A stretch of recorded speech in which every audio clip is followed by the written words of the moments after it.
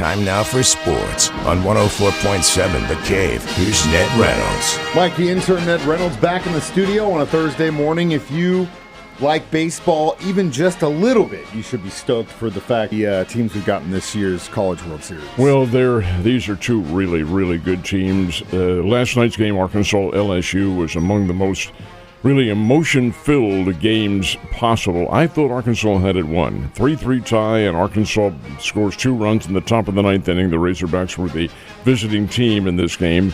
2 runs in the ninth, 5-3. Arkansas leads LSU going into the last of the ninth inning. Well, Arkansas gets 2 outs. Now there were runners on base. They got on.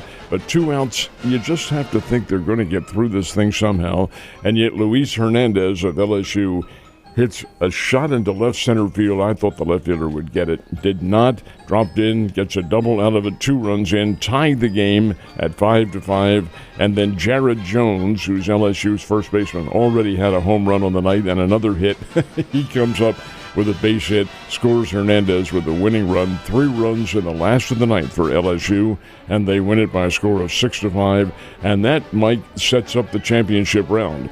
So today and tomorrow will be idle days. There's no games going on in Omaha. That's because the championship match is all set. All the teams that faced double elimination have been eliminated, including Arkansas. So LSU and Coastal Carolina, both undefeated, now play for the championship. It's a best of 3, and in a sense that is double elimination. But they play on Saturday night. They'll play on Sunday, and if necessary, they come back and play the third game on Monday. But we'll see. Coastal Carolina is not a headline team, but, folks, they are very, very good. They're a former national champ, won it in 2016. Of course, LSU is there almost every year. But the fact is that these are 2 really good baseball teams, and it should be a terrific championship. It definitely will be. And, again, apologies to Arkansas. They probably haven't said a word in Fayetteville since last night, honestly. Don't blame them. The LA Lakers going to be sold $10 billion, man. That's a lot of cash. Which is, interestingly enough, more than the franchise has been valued. It's valued at just about $8 billion. And this holding company, TWG Global, which is a very big international holding company, has chosen to spend $10 billion to buy the controlling interest from the Buss family, and indeed the Lakers will be sold. This is a lot of money, $10 billion for the Lakers, an NBA team obviously, and probably one of the marquee, not probably, they are one of the marquee NBA teams. How do they change the team, and does it change? Well, we'll find out, but new ownership at the price of $10 billion with a B for the Los Angeles Lakers.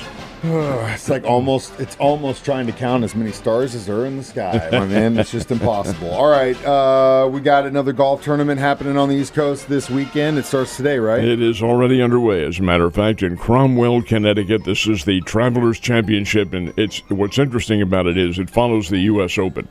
But it is almost the same purse that the U.S. Open had. U.S. Open had a purse of $21 million. The Travelers Championship has $20 million. That means the winner will probably collect about $4 million from this. Therefore, all the big names are there. They're not taking the week off at all. They are there in Cromwell. It's also a FedEx Points Championship match. This is what's called a marquee match for the PGA Tour. And the players who compete in this get a number of points for the PGA Championship, which is decided in very late August and early September. So it's a very important tournament. Absolutely is. And if there's any money on the table, it's always important, Ned, as you say. Cardinals in the south part of Chicago to face off with the White Sox, but could not get that game played. Too much rain last night at Guaranteed Rate Stadium, and it is South Chicago, the Southsiders, Chicago White Sox. So this is going to be difficult for the Cardinals. They were to have played this afternoon one game, a getaway game, and then head down to St. Louis and open a series with Cincinnati, but now they'll have to play 2 games. Now, this is also interesting because it's not a split day-night doubleheader. These are back-to-back. First game will start at 1, second game will start 30 minutes later. That's the way, Mike, in my opinion, it should be. Every time a bargain for the fans, 2 for the price of 1, but they will do that. That'll be tough for the Cardinals to come back from that. They need to sweep the series. They need to sweep this doubleheader and take all 3 games. The White Sox are not very good at all. But indeed, that will be the case. They play a doubleheader today. Royals They righted the ship yet? They did. They have won 2 games now down in Arlington, Texas.